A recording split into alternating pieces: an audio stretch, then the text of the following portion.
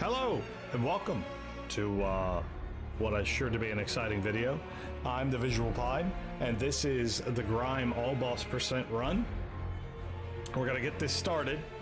Time starts as I hit the start new game, and I'll talk to you a little bit about what's going on today. This is GRIME. If you're new to this game and are checking it out for the first time, thank you. It is a action RPG, Metroidvania style game. You star as this character named GRIME, who's currently pulling himself back together. He'll be with us in just a moment, I promise. And he has a black hole for a head, and that black hole is there for absorbing everything in his path.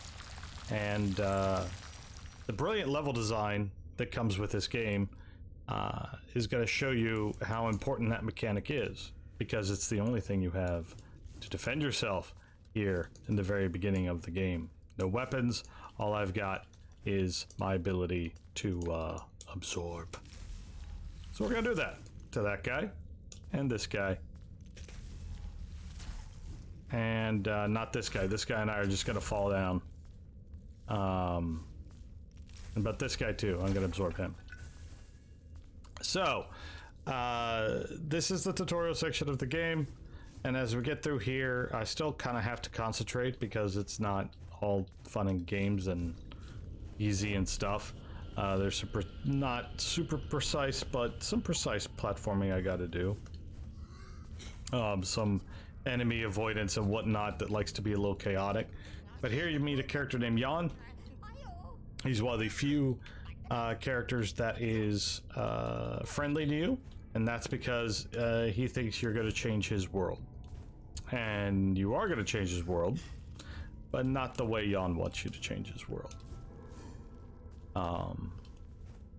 And he discovers that a little too late.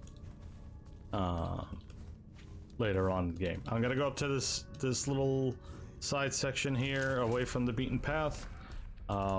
Grab that bomb, throw that bomb in that guy. He's gonna fall right down. Oh, thank you, buddy. And then we're gonna grab that Crimson Ichor. And go down here and meet Jan. He's found a weapon for us. How nice of him. The Crimson Ichor gives us a hunt point, which is our currency we use to gain the abilities of the enemies we absorb. I just finished, as I was saying that, absorbing enough enemies to get a special ability. And throughout the rest of the tutorial section, I'll get enough for the other ability I'm going to use here in a little bit.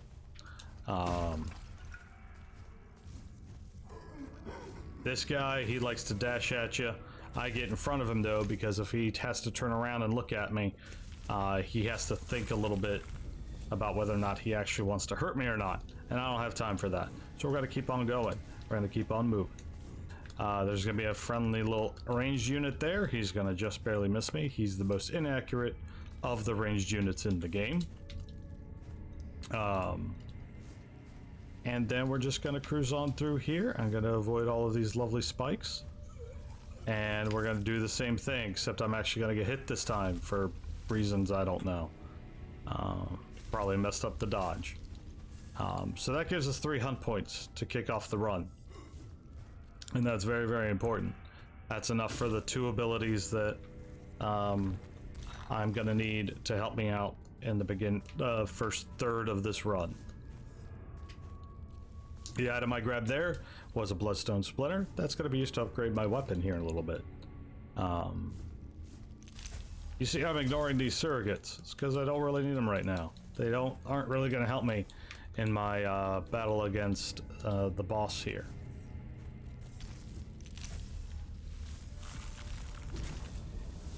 I will take a heal here there because it's just enough time for me to avoid those spikes.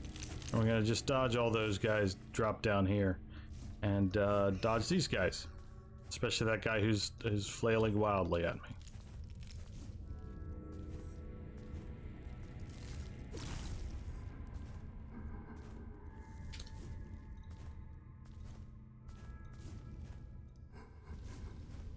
Alright, coming up on the first boss. We're gonna get there before the lights get turned on. He's hiding in a head. This is Amalgam, and he starts off with the same moves that you've been seeing the entire first section of the game. Like I said, this game has some brilliant level design. He then breaks out, and we're just gonna start smacking him and hope the patterns match what we need. They of course don't. That's fine. We're just gonna do that and smack his eye, and it's not gonna do enough. It's fine. It's fine. It's not fine. Then he's got to do that, and I'm going to do that, and we're going to just keep on keeping on.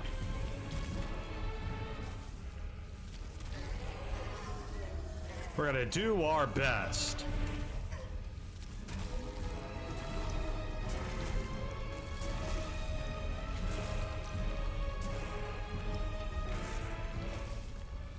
I kind of hesitated there because I knew he would do that. And what should have been a, I definitely shouldn't have lost 7 seconds on that, but that's beside the point. We've absorbed him, and instead of absorbing him though, we take his head for some reason. We'll find out why later on this run. Now that gives us a little ability called Ardor. Which just increases the amount of mass I gain from enemies as long as I don't die. Which doesn't really matter. It's not a useless ability. It's just not a... What's the word I'm looking for? Prevalent ability in this run. It's not a priority. There we go. That's a good word for it. So we talk to something in the sky, and that something in the sky causes a massive psychic wave to hit throughout this whole area, shaking things up and making a lot of stuff fall from the sky and lose their stability. As you can see, not nearly that many things were falling when we got here. Speaking of falling, falling is the fastest way to travel in Grime. And I will do it a lot. I will jump off ledges and do death-defying feats and hope I don't screw it up. So the first ability I take is Frail Arm. I'm going to use one of those hunt points for that. Frail Arm allows us to gain some of our stamina back when we deflect an enemy's attack.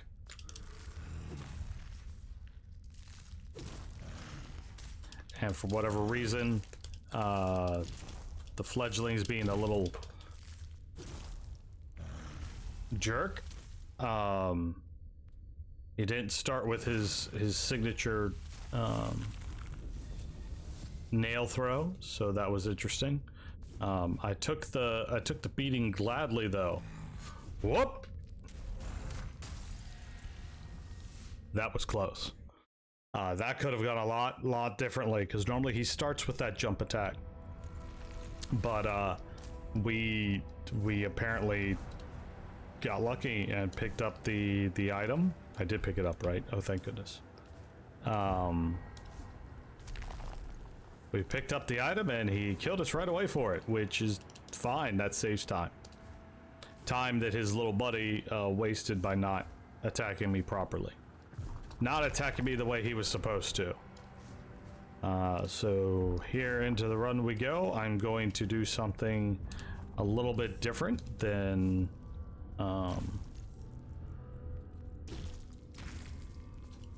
the other run for Grime that I do, and that is I'm not going to grab the Bloodstone Splinter that is right there. There's one that I can get faster.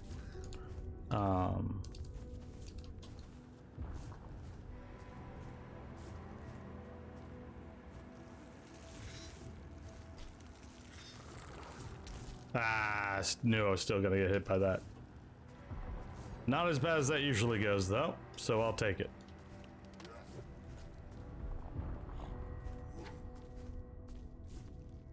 Alright, the guy below me, he's gonna try to shoot me as I get across these ladders.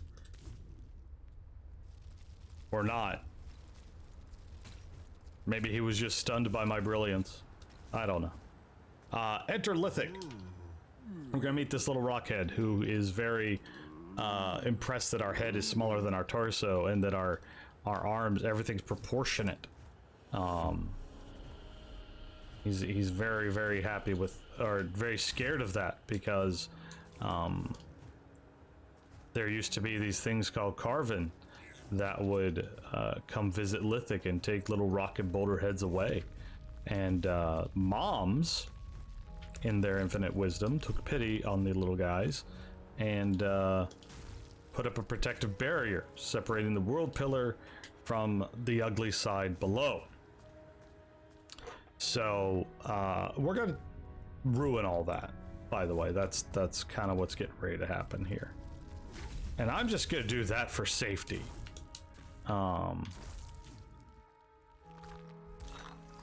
I thought about not doing that, but I did want to get smacked for it. So here's our next boss, the Harmless Rock Giant.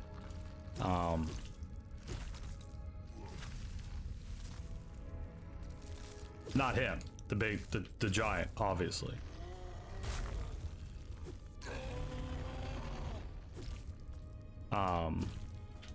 He'll take a couple steps. He'll do that. I'll phase through. I'll smack his butt. He'll get mad. He'll do a side punch. I'll miss.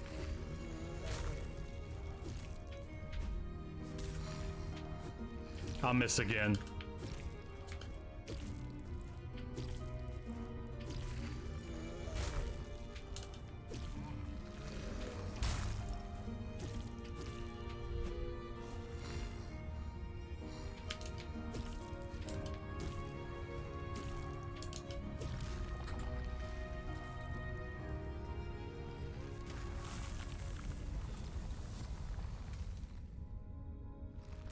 And that's Harmless Rock Giant.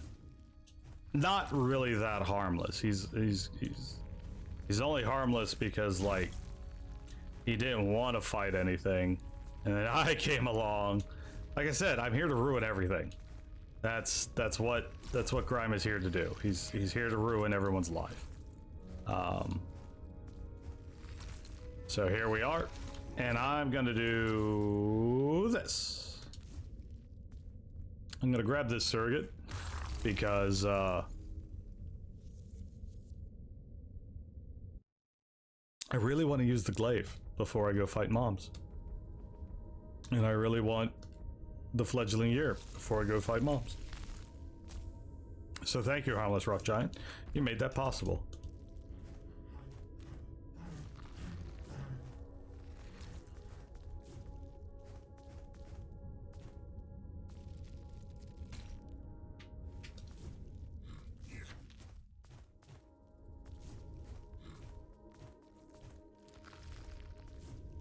If I get quiet, it's because I'm just trying to make sure I'm doing all the stuff right, so that we get through here smoothly, and this is actually a successful run, and I'm not sitting here beating my head up against a wall. I'm gonna follow this elevator. This very slow. Hurry up, elevator. We're gonna follow this slow elevator up top. And I'm gonna open up this shortcut and try to do it in a stylish fashion, so that so that I can do this in a stylish fashion.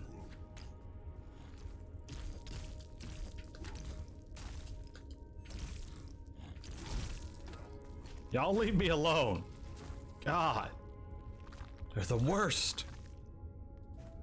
Because that guy came up and hit me from behind. Normally I like to group him and his buddy underneath the pillar, but I didn't do that well, and he came up behind me and interrupted me. But here we go. This is Moms. The lovely music you're about to listen to is a waltz, so we're going to try to dance with these lovely ladies as she gets the little rockhead into safety, because he's been complaining that I'm killing everything. I mean, he's not wrong.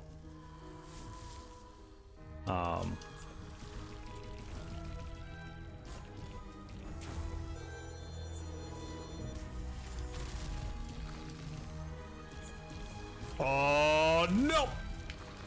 I got lucky.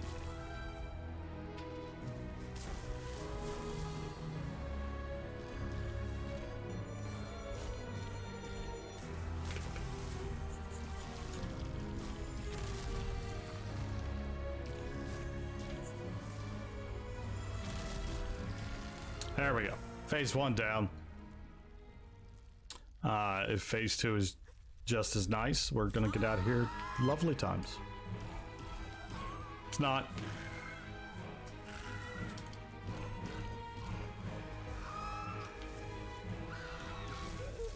Finally, hit me.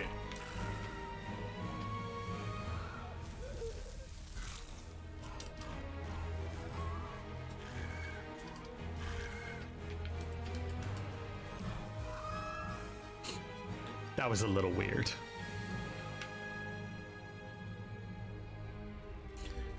Loss of time in that segment is from going to get that the shortcut, because normally I don't get the I didn't get the shortcut when I did this before and set the times, and so everything's gonna be screwed up with the splits. Whatever. I'm here to make this fun. I don't know if I need to go up here and get this thing, but I'm gonna get it anyway because have it. There's lots of things we do in the kinship percent run that I am still doing here. I might cut them later, you never know. I might need them later when they decide to do the DLC and add more bosses to this run. So this run is based on 1.156, something like that. When the DLC comes at some point, we are going to have more bosses to do an all boss run. So I'm trying to get a really good time and get all this done before that. I want to beat the old one up, the old version up, before I have to go beat up the new version. And I know that my the other run I do, which is called kinship percent, is probably also going to change when the DLC gets here. So here's hoping it doesn't change all that much. But here we are, the world pillar. And I'm gonna grow, and I'm gonna get 3 there, and I'm gonna pull back out. And then we're gonna do that, I'm gonna do that, and I'm gonna go talk to Shidra. Hi, guy. I talked to his dialogue a little fast, but he has hands within hands, and you really can't see them all that well until, like, later.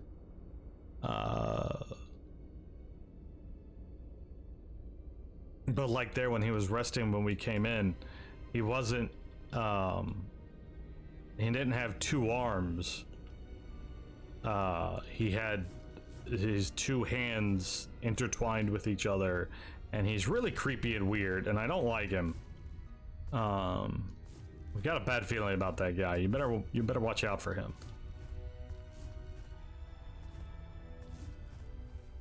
So here we go into the nerve root, which is going to take us down into Feaster's lair. Nerve root's a lot of fun.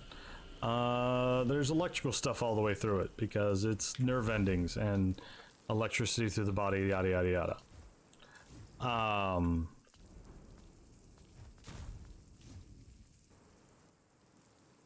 We're gonna stop and grab this, and I'm gonna try something, and it's gonna backfire horribly. Told you. Let's try it from here. One more time. This time with feeling. That works.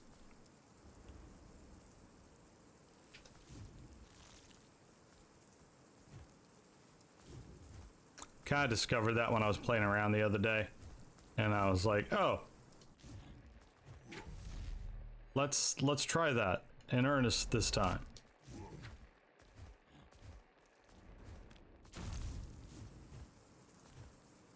I'm getting beat up a little bit.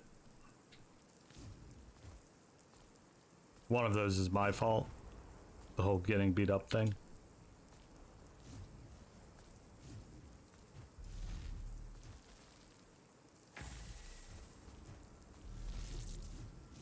So I'm just gonna make my way downtown. through the nerve root.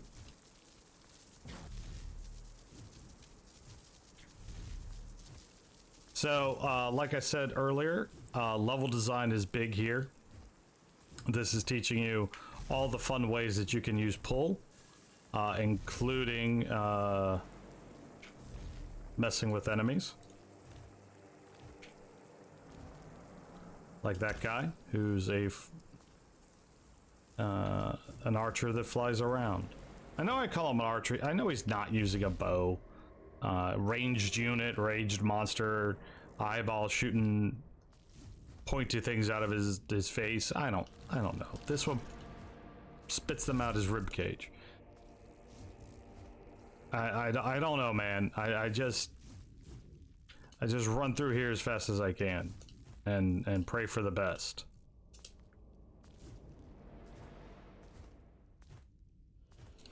So welcome to Feaster's Lair. That little guy's taking a ball up to Shidra, so that Shidra will use it in hopes that that's payment enough for Shidra to do something about me.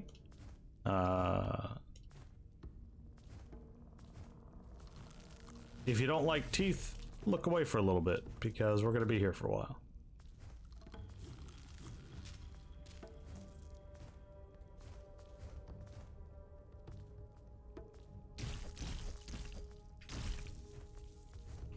Now I'm stopping to grab these bloodstone shards. I grabbed one in nerve root, and I'm grabbing one here. And I gotta grab 2 more when we leave here. And that's gonna be it for the upgrades on the weapon the rest of the game. I thought about pathing the next stage up, but there's just too many out of the way.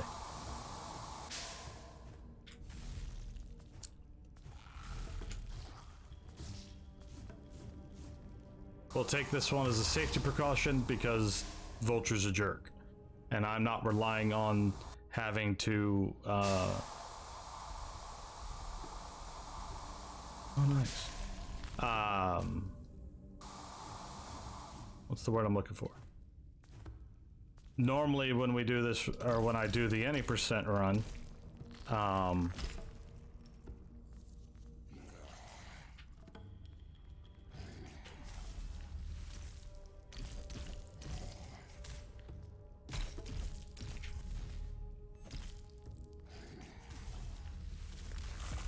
we have to go through this section perfectly and then destroy our vessel to go all the way back to World Pillar. We're not doing that here. We're going the long way back.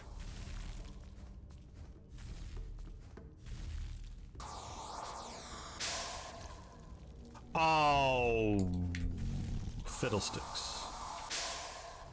There we go. Now I'll have to wait for this one.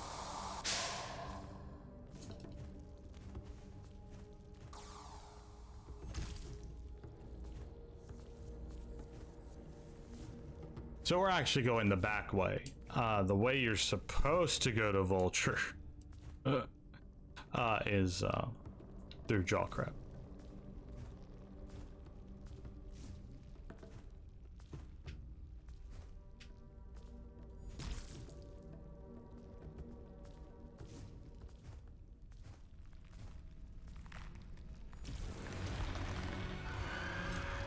Nice, I ran out of stamina.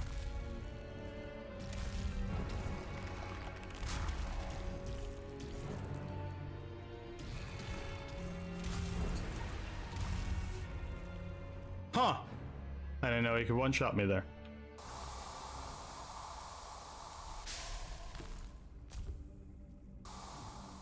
I guess I took damage from the face. I guess I took damage from a lot of hitboxes. Is what I'm gonna assume.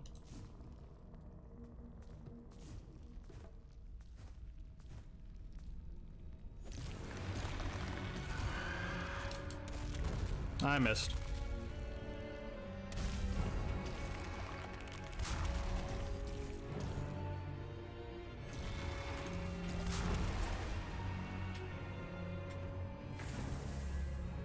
That was weird.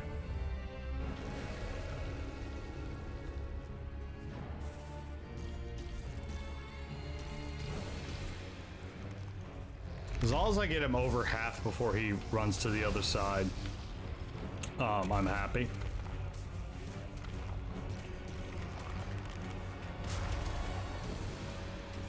Sir.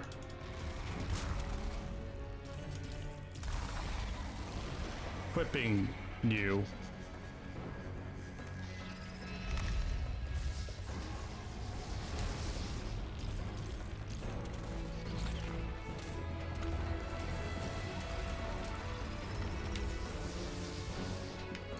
I don't know how I survived, but I'm gonna wait for that.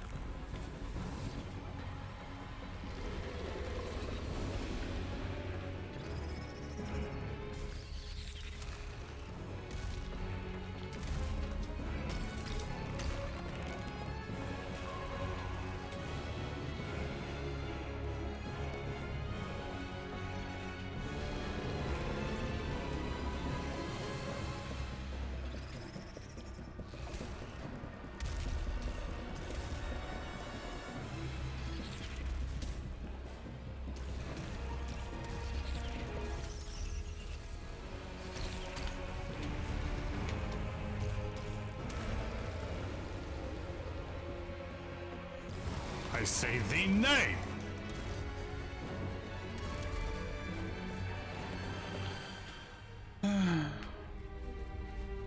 Could be worse. I could be doing this the kinship percent way, and that would have killed the run.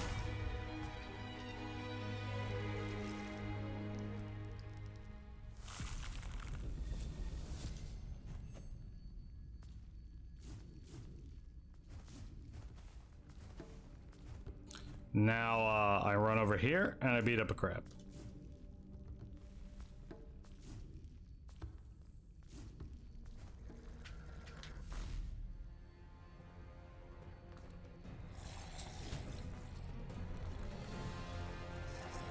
There we go. Now we're in the money.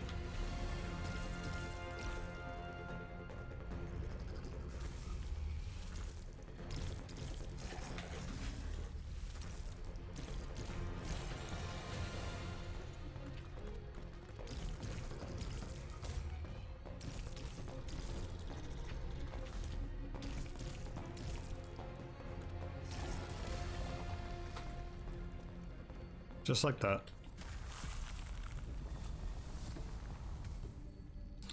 Alright.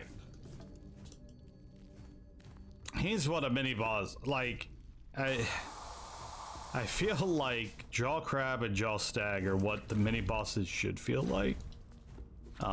Instead of the, oh wow, that was unfortunate. Instead of the harmless rock giants that just murder you. Granted, if you don't know how to basically bully Jaw Crab and Jaw Stag, they can... Oh my goodness! Let me get over here, please. I don't want to fight you. Thank you. If you bully them properly, they don't...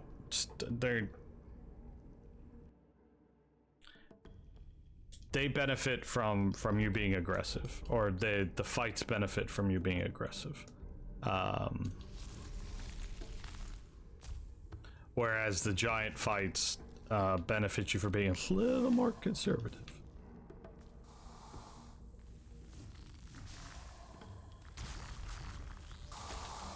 Let me get my stamina back.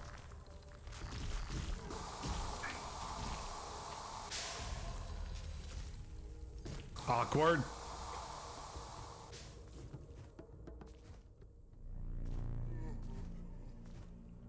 All right, misbegotten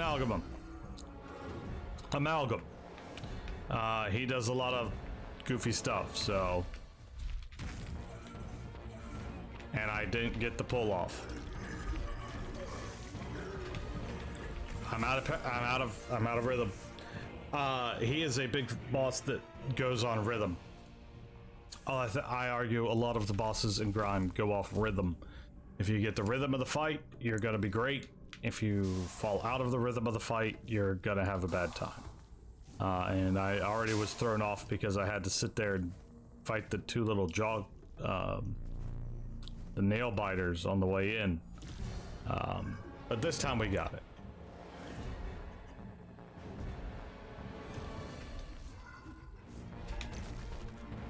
Or whatever that was.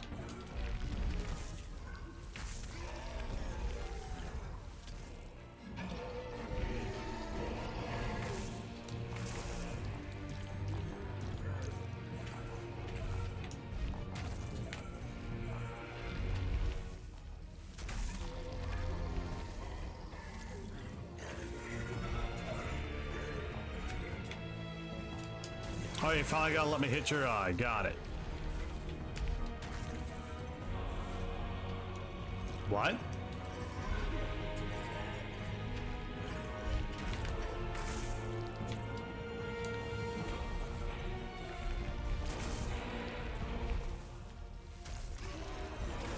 Oh.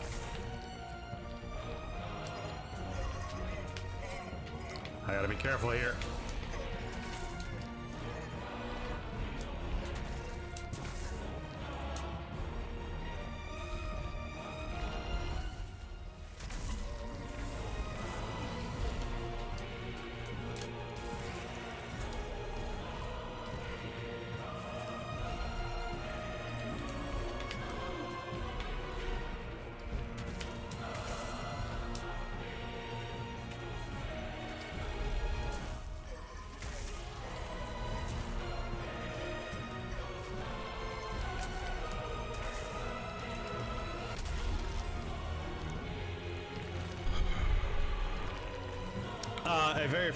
Can be a very frustrating boss.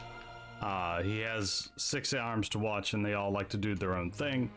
I know I lost time on that, but based on my recent previous attempts practicing this run, I will take that. I'll take 1 death.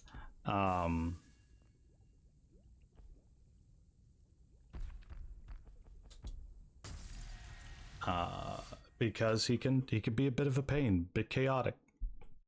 So now we're gonna go up to Gloom Nest, and like I said, oh no,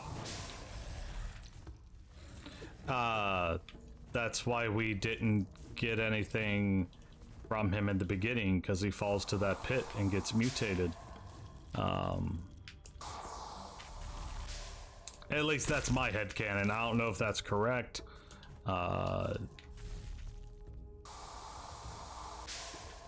Someone can correct me if that's the case. But overall, we're doing all right. 30 minutes in, and oh, I grabbed that. I didn't expect it. We're on our way to Gloom Nest.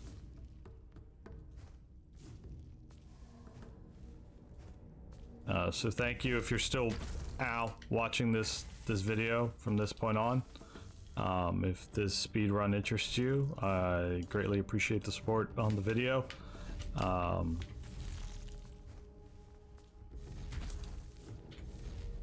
Whoop.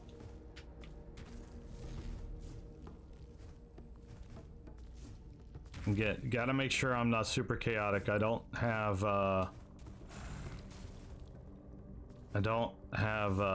what's it?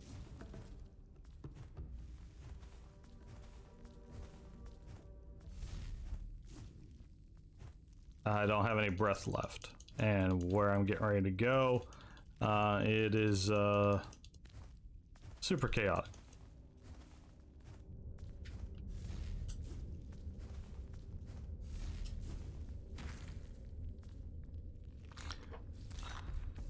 Checking to make sure that's my 4th, and I don't need to touch another one. All right, so if I do this correctly, did I do that correctly? I did. If you pull that bomb just right, it hits the ranged unit that's underneath it. We take this for safety. No other reasons, really, honestly. This is just a safety grab. And I'll give myself some health and stamina. Further safety stuff.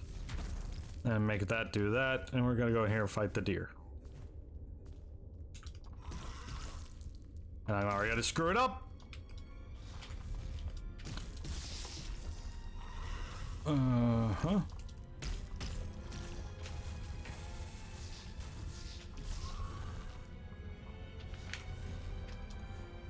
I gotta be facing the wrong direction. This is just all over the place.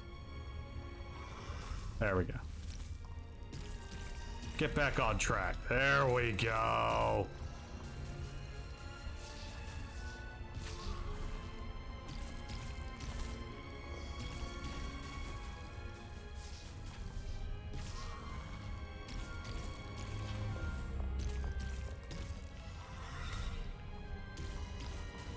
Get back here.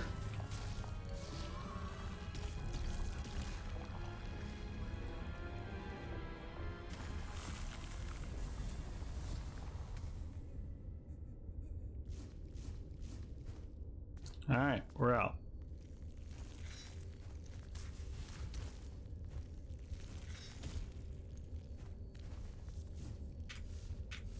Come on, I can pull that item now thanks to Amalgam.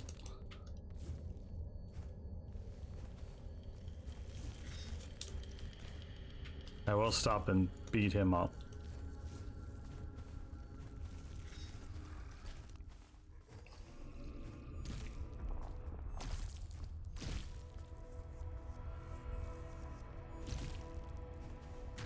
We're back up here at the desert.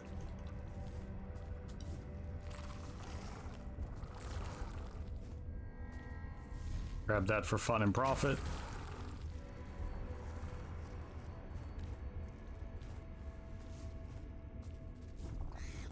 Instead of going right to Lithic, we're going left, and we're gonna go up.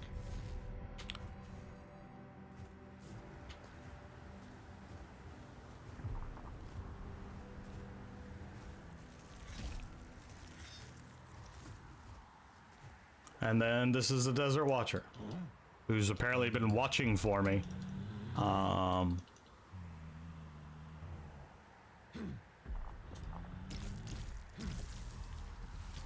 And missed me the first time through. So he's not watching real well. Oh, I did that too early.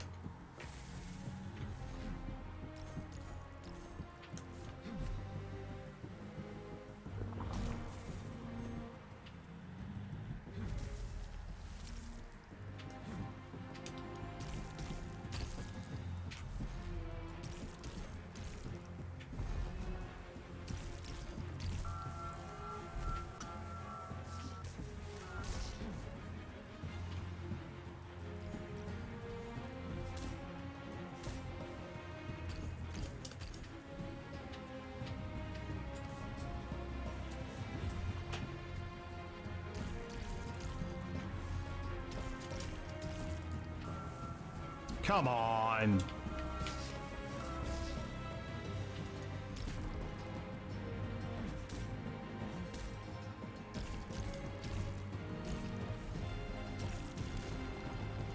There we go.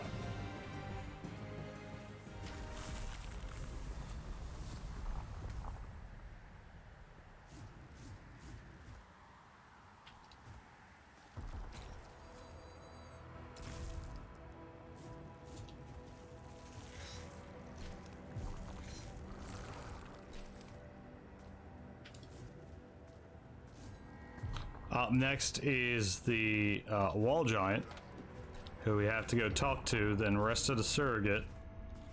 For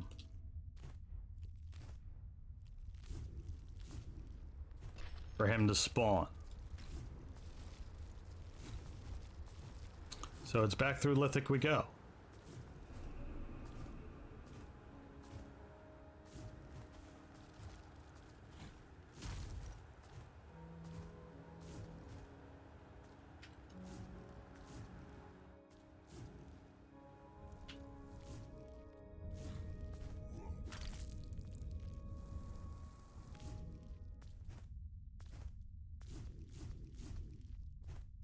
So not a lot to talk about here, just because we've taken out moms, all of the rocks have stopped.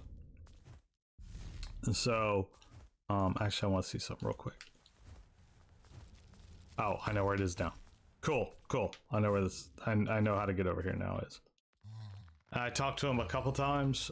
He complains about the quiet, not hearing his siblings. And he talks about not liking it being this quiet or lonely. So we're gonna go back over here.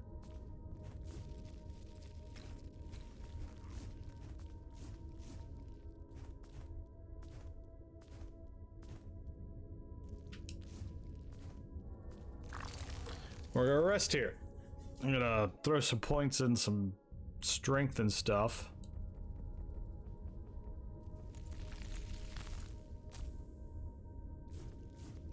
And we're gonna hope he spawns.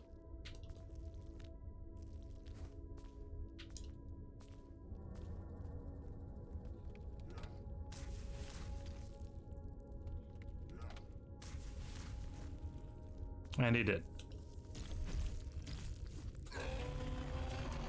So yeah, he's gonna look kind of familiar. There's one slight change.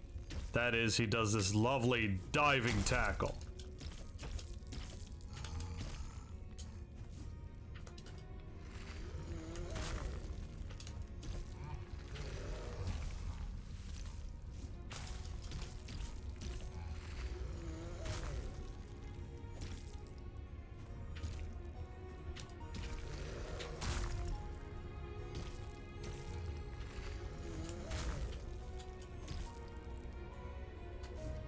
Oh, I got lucky. I was ready for it that time.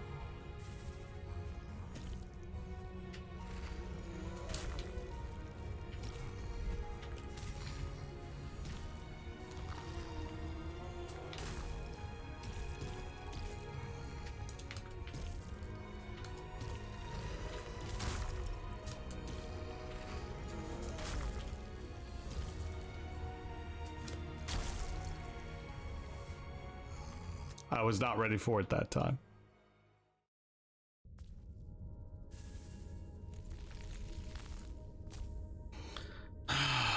So this is one of the sections that I have to kind of work on as I do this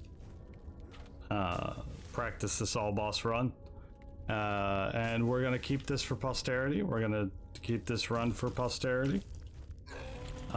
Because it's still, if I two-shot him, it's still faster than the last time I did it.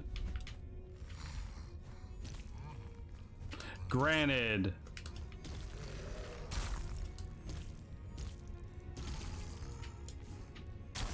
I'm gonna shut up and fight.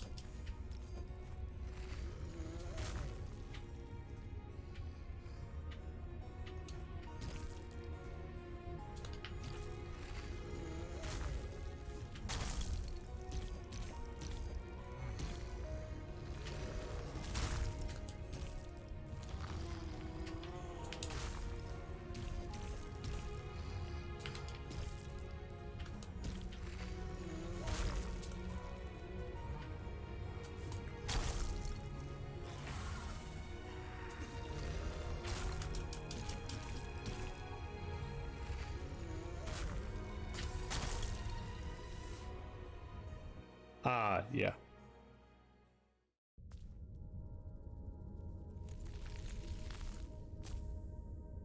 The duality of this boss. Stay too close, get hurt. Stay too far away, that's an insta-kill. If you don't get out of the way. So, it is what it is.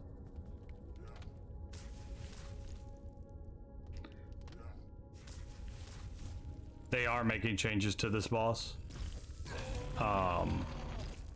In the DLC. I'm looking forward to those changes.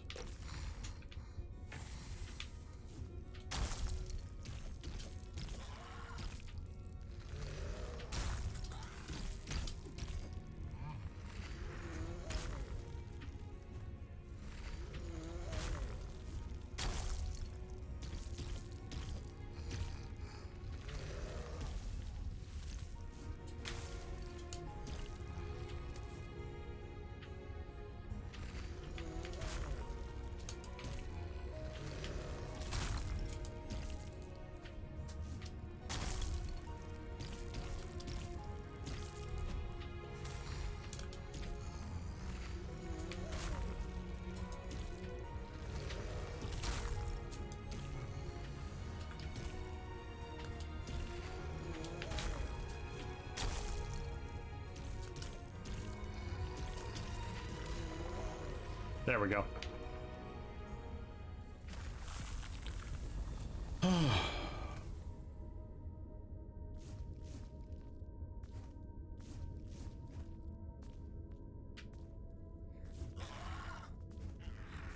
And now we're out of here.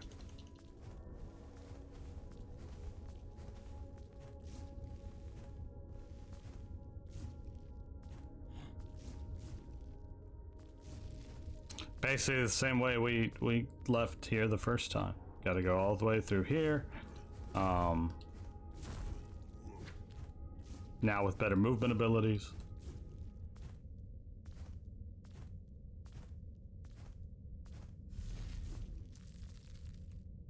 So far, this has been a good run, a really, really good run. I know that if you're paying attention to the numbers on the right, there's a lot of red. This is a very unpredictable run. There's a lot of things that I'm not used to, and this just practice, man. So the fact that I only lost a minute technically on the wall giant, I'll take. We did better on the Watcher. We've done better on the Crab.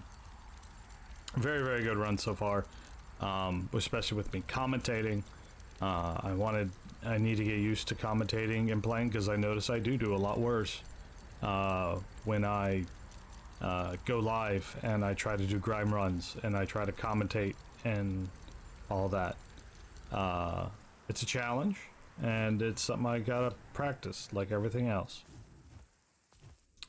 So the good news here is I think I gave myself enough to do carving already. Cool.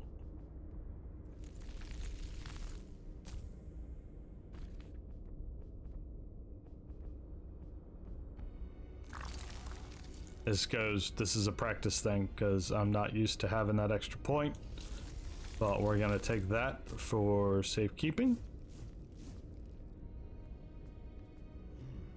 See, he's got a little tiny hand in the palm of his big hand. It's creepy, man.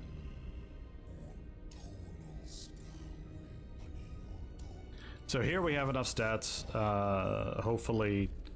Well, we have enough stats. I'm hoping we have enough mass here to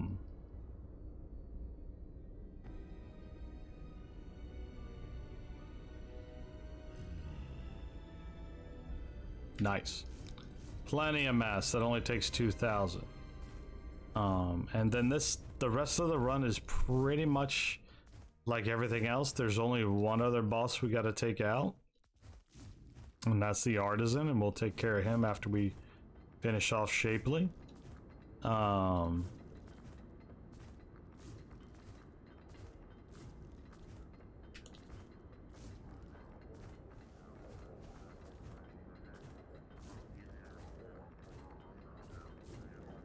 I don't have to do... Still have to stop at the surrogate, but I don't have to do any leveling there. I already did that.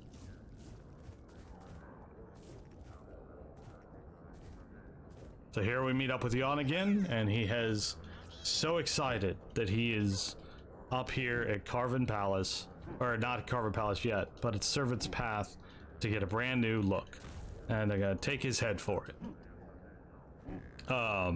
You see in the background there some of the servants chiseling out on other little guys. This is what the rockheads and boulderheads get turned into, to serve the Carven.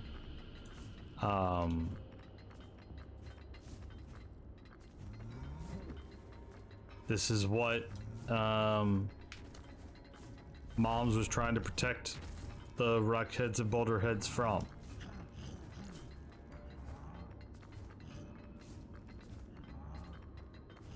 And like I said, we come in and ruin it.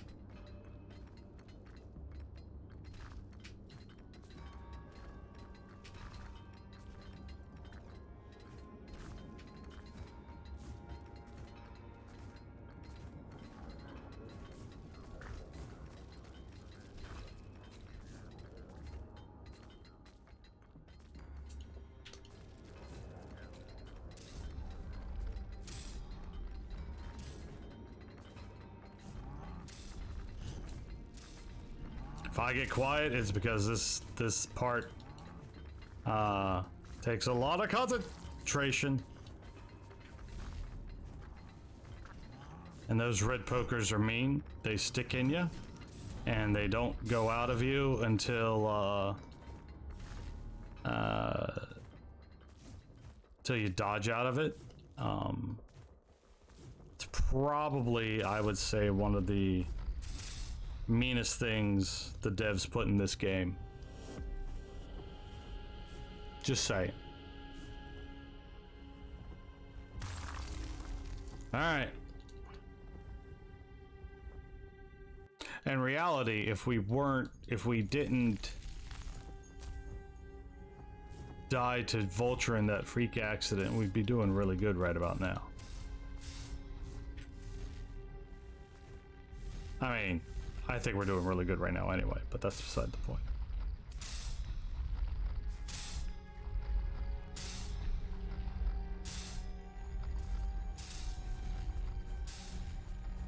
Good, the platforms are wanting to behave today.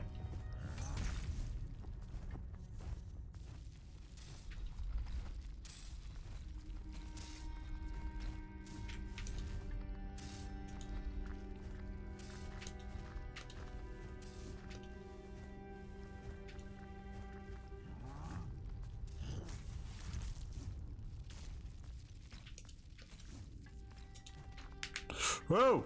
Yeah, no. Woo! Timing was perfect there. And I've nearly panicked and screwed it all up.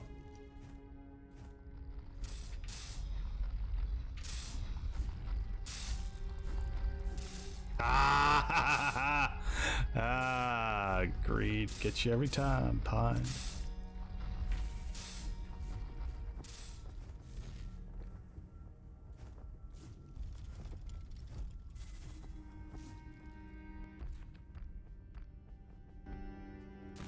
So this is our little glitch that we allow for this run. It's a no major glitch run because of this. Using the carved sword, strong attack puts you on the other end of the door as you exit to the main menu. It's one of those things we just have always done. You know, we're just skipping a little section of the palace, saving probably about 4 or 5 minutes, I would say.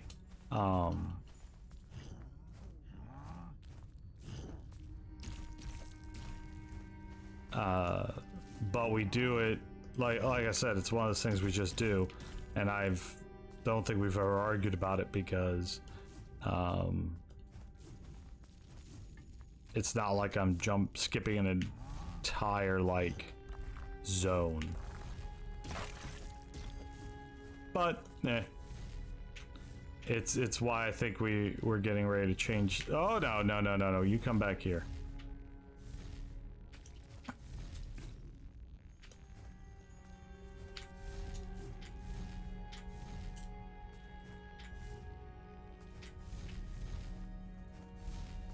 I think we are getting ready to edit our categories to reflect this is at least a glitched run.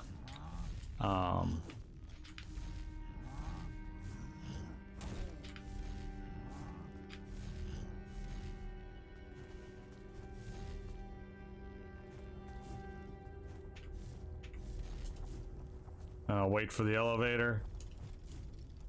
There's a reason for that. Sometimes when you do this door skip up here, you get sent back to the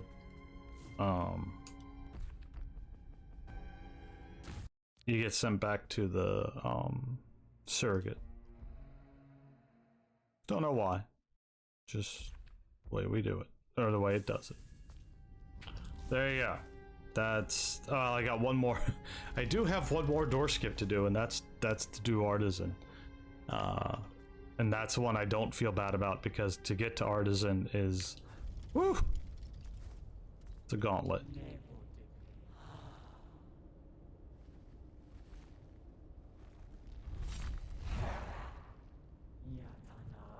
Now let's see if I can get her positioned so that I actually like what I see.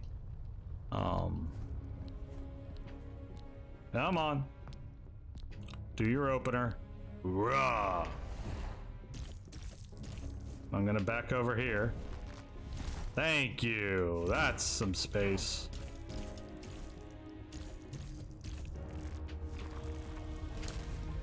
That's something new.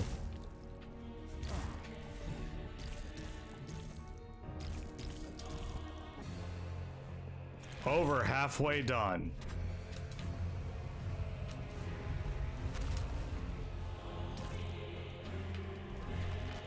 Now I'll get her a little bit more away from the fire just to make me happy.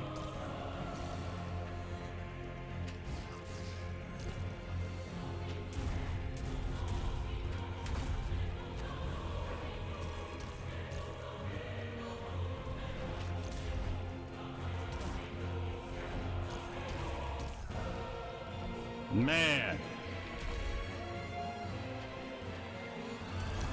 Now I just play a little keep away.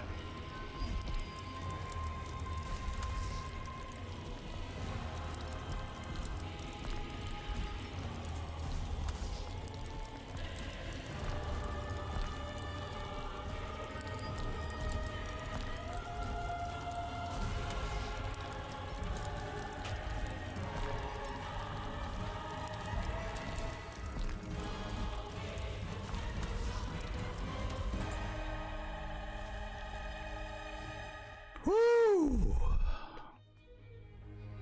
Technically lost 0.3. Whatever.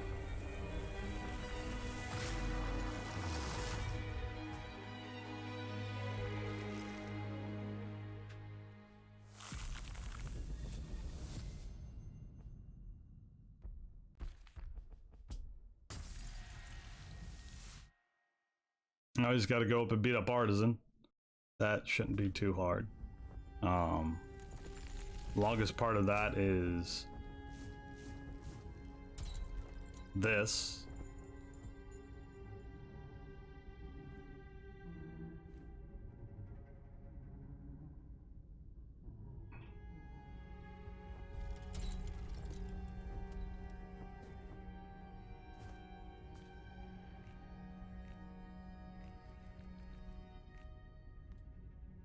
Because it's a long way up here.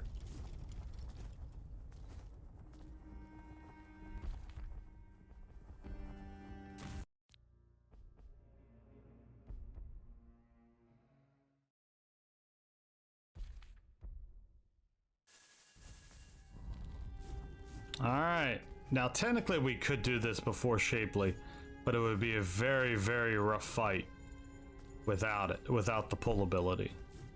I might try one day to do it without the pull ability.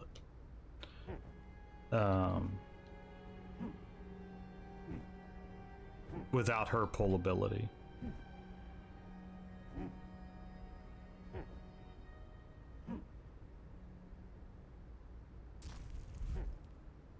There we go.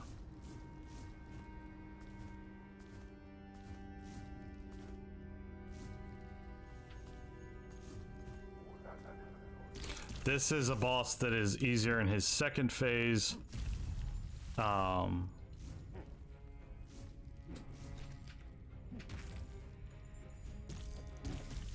Than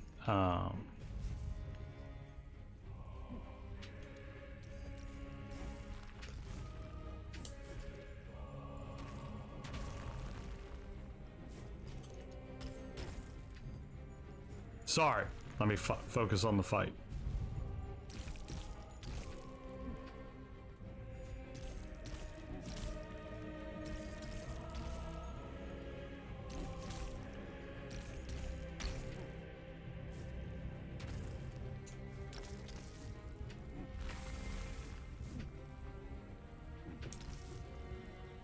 Ah, get out of that.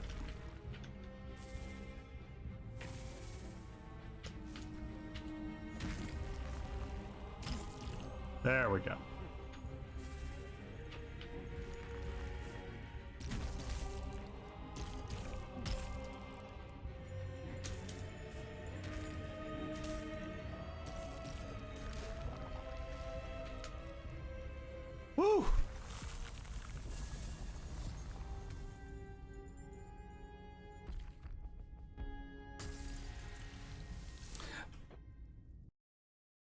he kind of just showed me that he can stay on the bottom floor.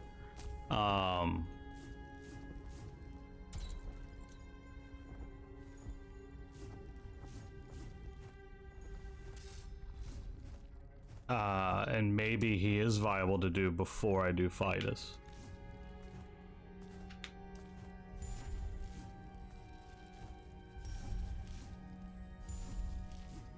Oh no!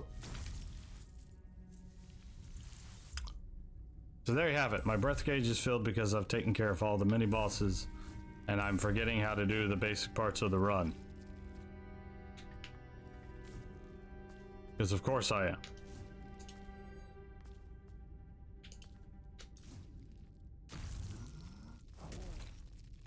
Bye!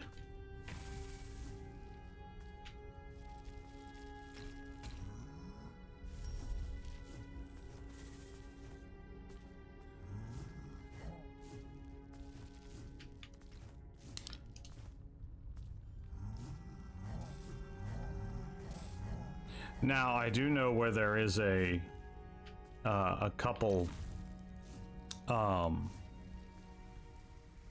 blood shard chunks that in theory I could route in, but I don't think they're worth it. I don't think the +1's worth it. But here we are in the garden, and you've got servants down here trying to stop me from getting further into the garden. And then the garden itself is horrible. Flowers that electrocute you, rose monsters that are just the worst if you try to fight them and take them head on. This entire place is designed to kill you in so many ways, like that. That's why they put a bulb there. Now here's a nice little fun platforming thing that the devs actually let us speedrunners know about.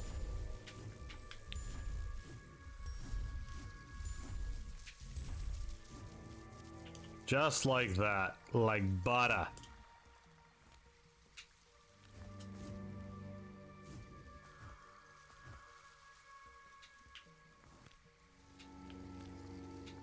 And this is still the place, like, no matter how many times I run this section, that ladder is still the one that I get nervous and around.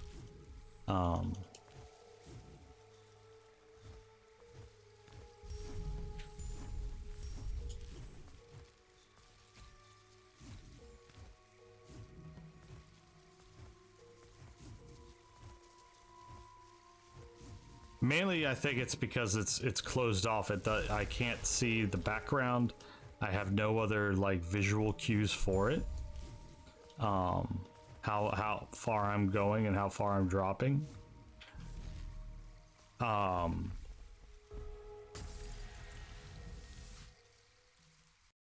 So like with no other visual cues, I'm just really nervous down that corridor.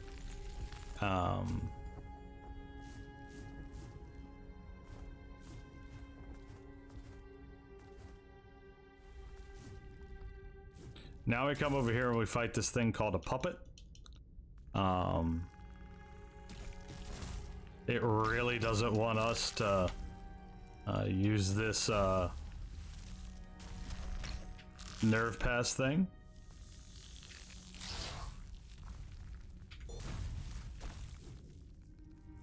Sucks to be it.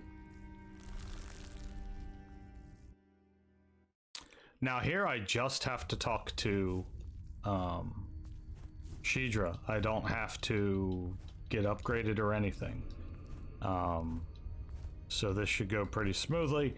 And from a lore standpoint where we are, we've gotten all these pieces for Shidra, and he's going to give us one final key to get where we need to go. But he points out to us that so far everything has tried to kill me and has wanted me dead. Where I'm about to go, they will love me. And basically what we're getting ready to go to is Cenotaph City, where the Denzians of that city have been awaiting my arrival. And to that end, they shut themselves away from the rest of the uglies of this world, and they have built a beautiful city that they want me to destroy. But before that, here's Jan yet again, and he's upset.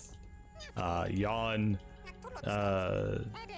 thought that making up here and being reformed and would make him feel better and make him feel like himself,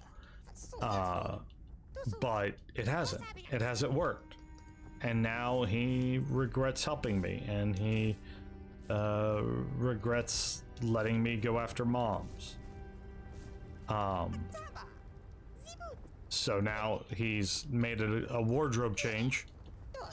He's got a lovely sorrel now, and somehow made it over here before me.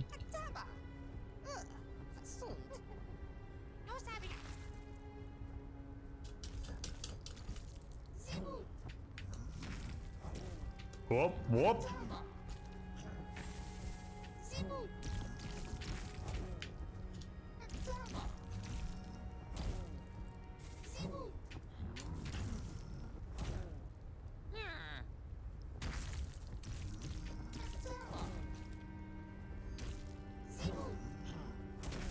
Zaboot.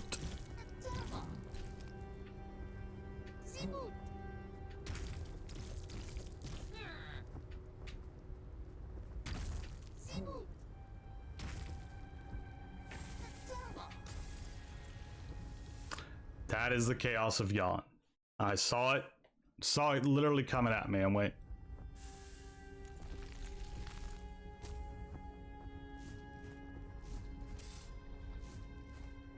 yep, I should have had that.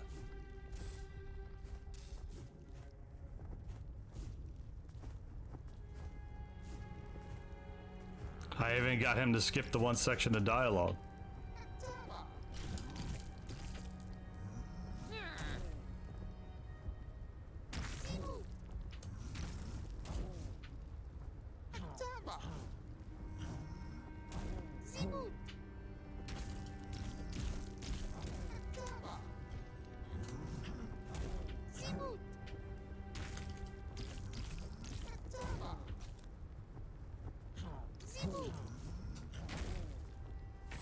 I'm being careless.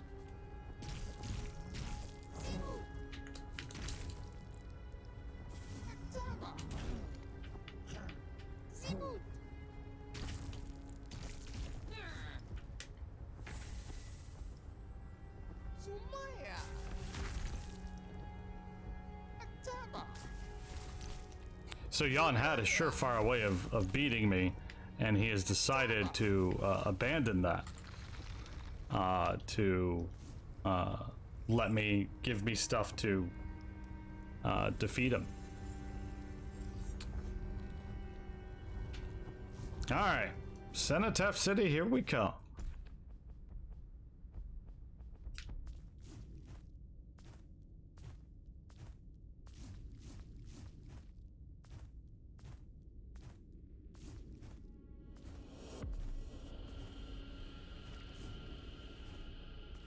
So beyond the barrier, a very interesting place thematically, lots of wax. Wax crumbling beneath me, me having to break through wax. Yeah. Very, very pretty section of the game. I think the entire game is pretty. But this section is here just to get you prepped for a platforming section that's coming up.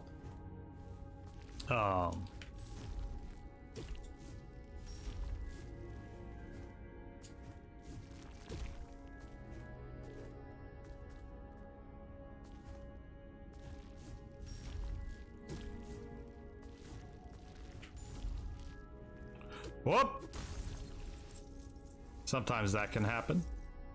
It looks like I got caught in the ceiling there.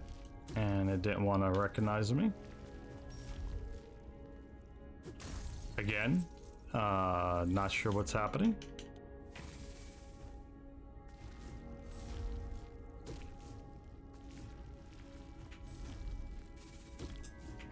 There we go.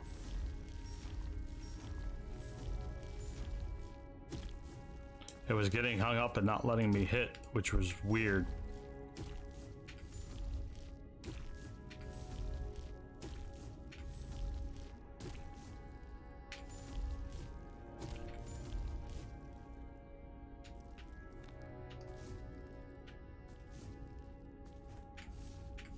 Come on.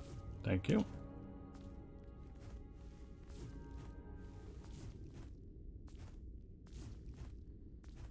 All right, now we enter Cenotaph City, aforementioned place where they have built it, and they are celebrating my arrival.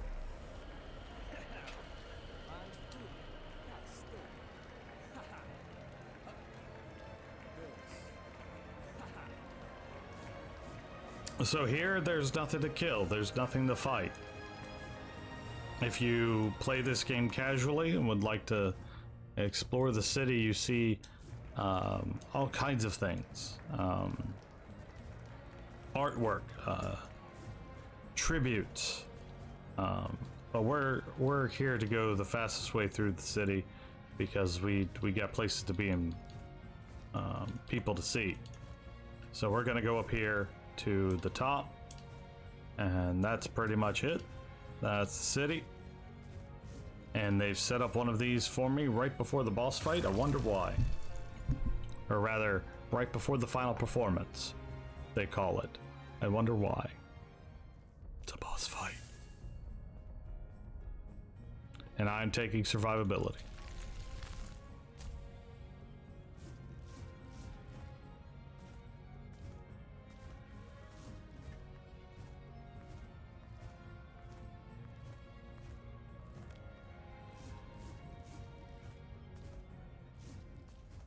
Get up here, ring the bell.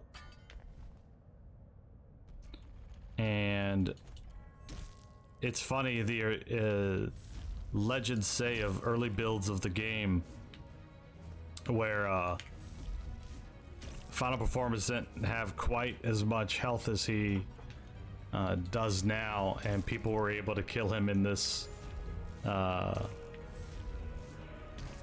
section.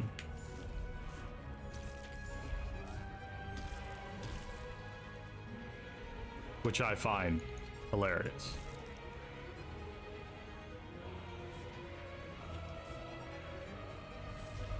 This is a very pretty section of the game. Very pretty song. And I love this fight. This is a dance if there ever was one.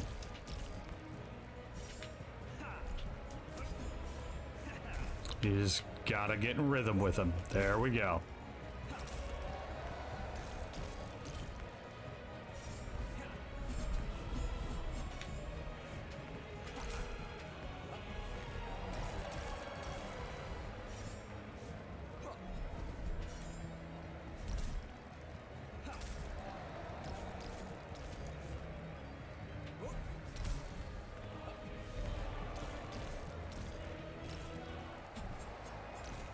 And now the DPS phase, the ballerina.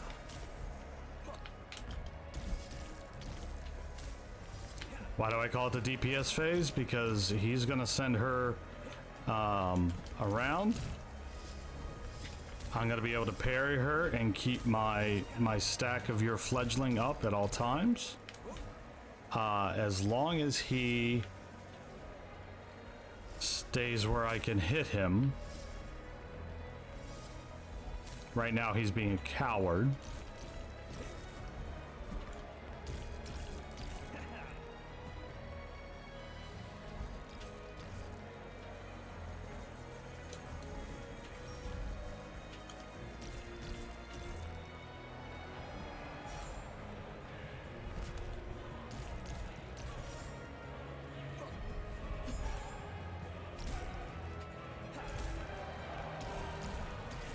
don't like being that short.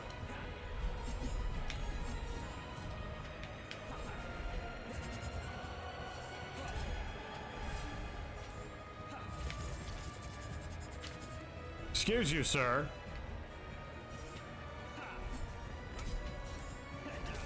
That's what I wanted out of you.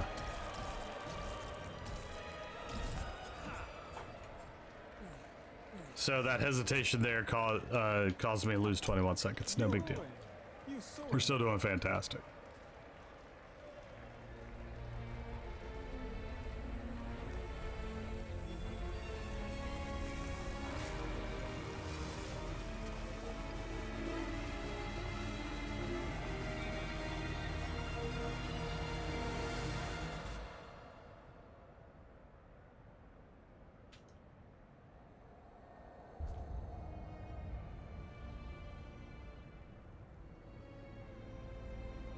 So, we have devoured this entire city and gained our maximum mass, according to the game lore.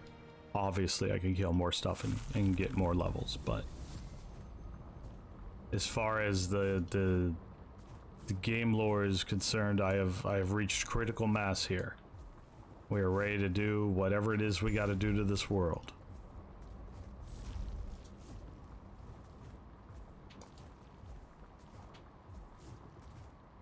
So we just keep climbing. And we go up and up and up and up.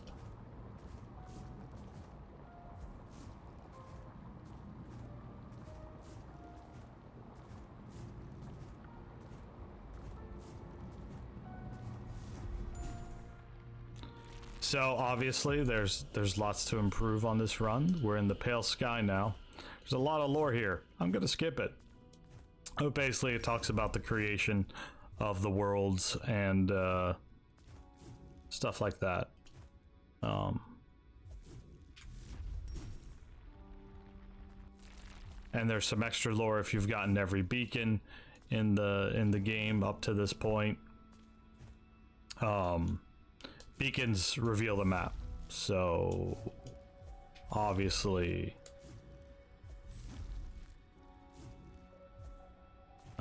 maybe we should do the speed run beacon percent. I don't know. People come up with all kinds of different funny speed run things.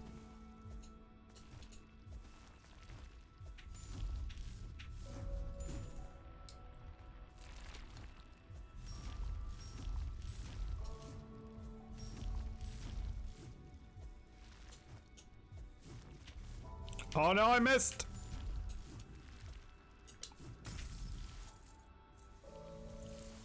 Happens to the best of us.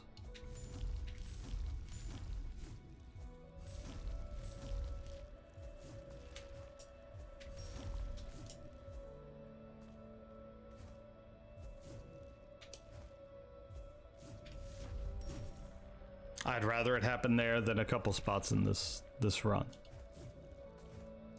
But Pale Sky is a place where it's kind of the epicenter of creation, so we have constant healing magics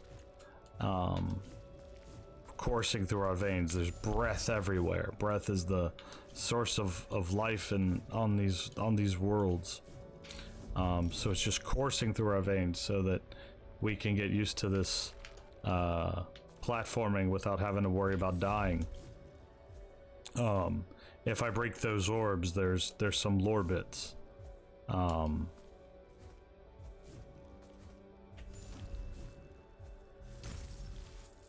Interesting.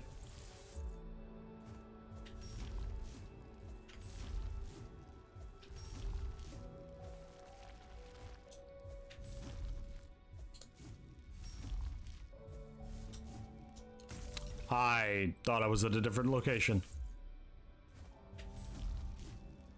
This is a section of the game that every time I do it, I always trip myself up because I think I'm somewhere I'm not. And my brain only does so much muscle memory with these jumps.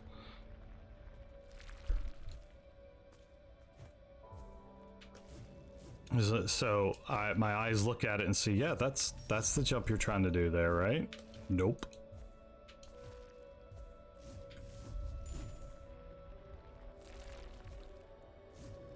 That's the jump I was looking for earlier.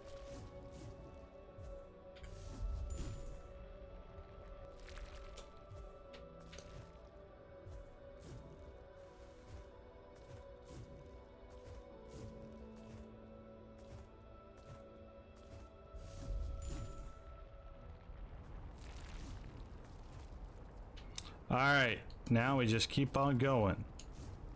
Out of the pale sky. Onwards to the peak of creation.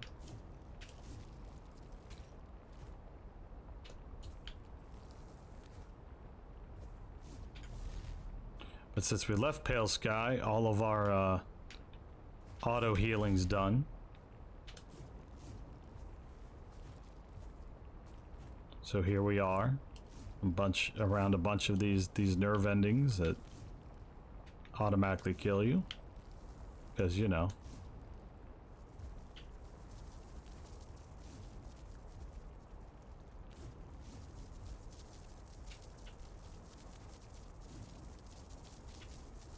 If I were braver, I'd do that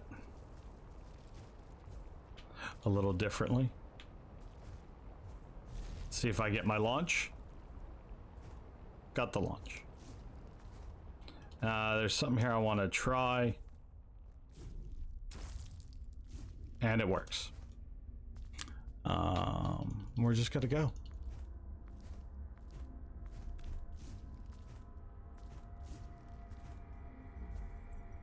So this is the section of the game where if you are willing to bow out now, it's what we call weakness percent. If you want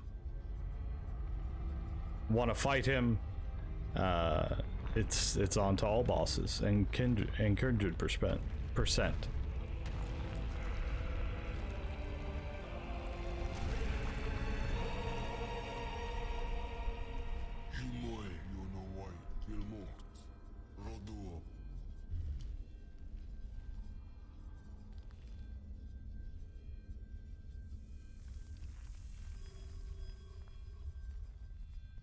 So he's basically sent me around the world to get all these items so that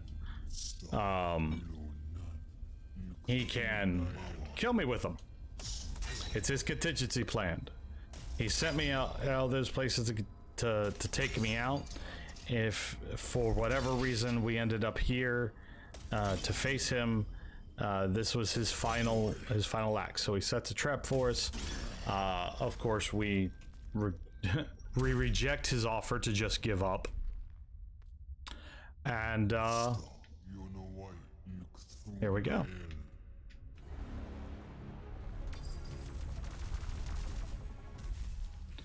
Shidra has a bunch of different attacks.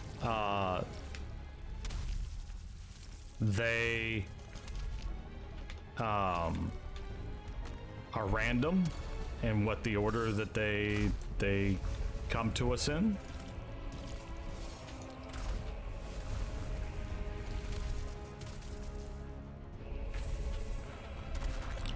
That one there is my most feared one because it's a one-hit kill. If you're either in the middle, if you're in either of the spots where he's hitting with it at the time, he starts in the middle and it goes out. This section I call a little bit of a DPS because it's really easy to do that, and you grab one of those depending on what the next phase is, which he should be getting into by the time he can make the judgment call to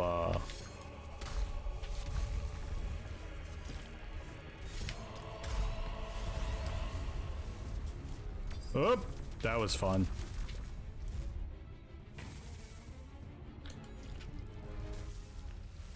Normally, I've been trying more and more to go for those.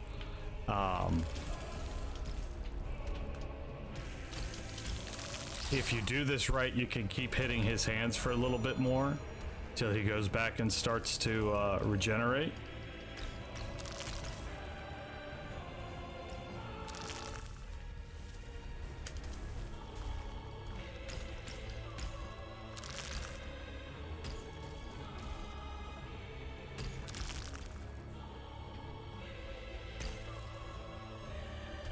fine. As long as he doesn't get back to half health, I'm usually pretty happy with that.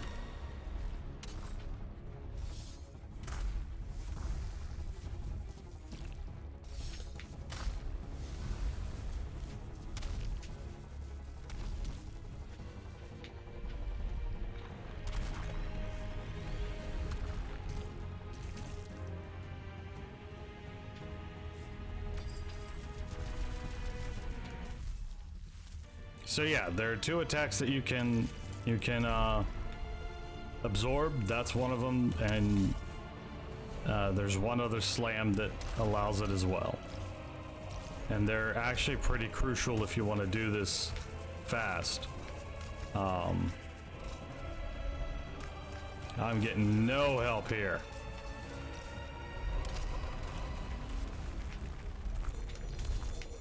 That's what I was talking about.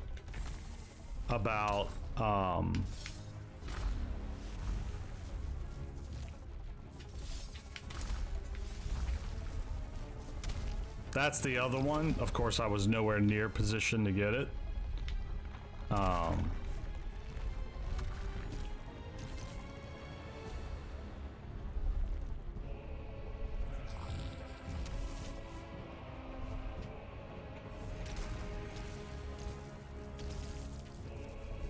This is the other one. And we're out of here.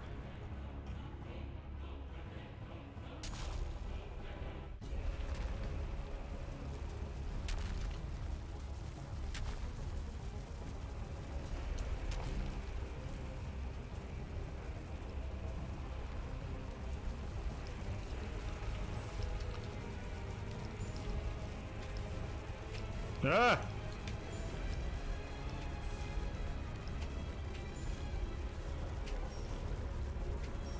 There we go. Thought I was gonna fall again. I've done that more than I care to admit. Alright, so this is a really fun way to end the fight. Especially if you know which hand is gonna be next. Ah. Goals, man. Goals.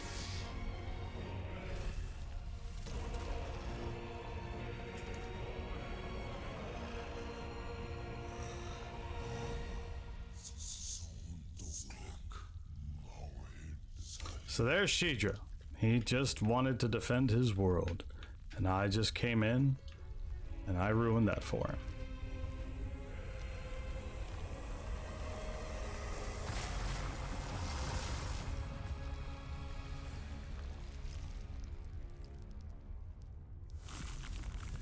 Now we gain our last ability, which is Surrogate Warp. Just in case, from this point on, if you want to go visit some of the places you missed, if you want to go fight the mini-bosses that you skipped. But we're not done yet, friends. I still have one more platforming section to get to the end of the game. And it'll take us roughly 2 or 3 minutes. Tops. I know the run I submitted on speedrun.com has a time of 1:45, and we're going to come in around 1:35, I believe. Even as sloppy as it is, I'll still take it. Just means I've got work to do.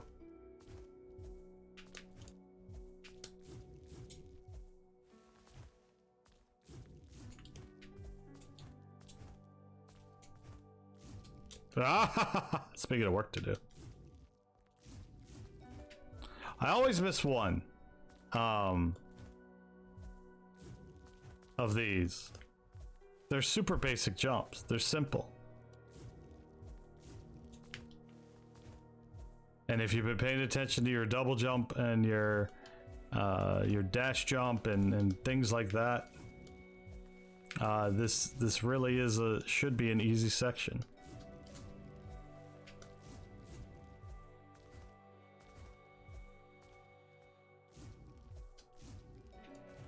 This is usually one of the ones that gets me. It's super simple. It's just a double. And there we go. We're on our way out. Except I just tried to climb that wall that doesn't exist.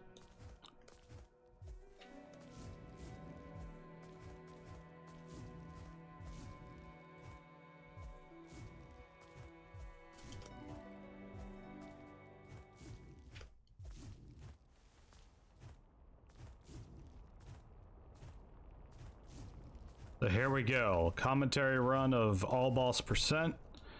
Time ends when I get that. 130, 134. That's 14 minutes shot, or 14 minutes less than my previous submitted run, so I'll be submitting this run. Also,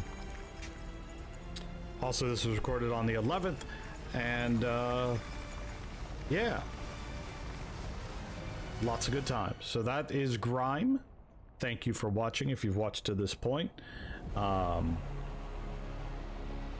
If there's any questions, please leave a comment down below. If you have an idea of how I can make this faster other than not dying, don't leave the don't die comment. You know, because I know that one. Obviously, if I cut some deaths, we'll be getting this real close to my normal run. So thank you all for watching. We're gonna just scroll through the credits and see what our in-game time is.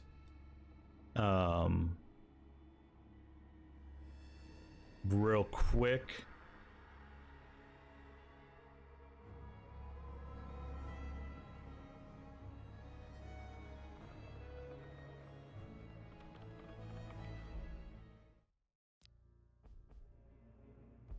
An in-game time of 1 hour 5 minutes.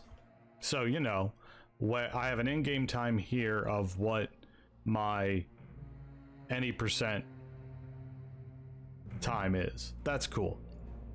So I want to say that I must have been comparing against my personal best segments and not my personal best time here, but that's okay. That's why it's in the red, even though I technically beat it.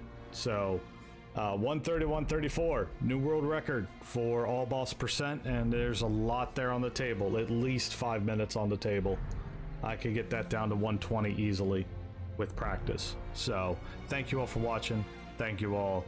If you made it to the end of this video, this will be on YouTube. So like, subscribe, all that jazz. Leave a comment below. Tell me what you think of the run, and I'll see y'all next time.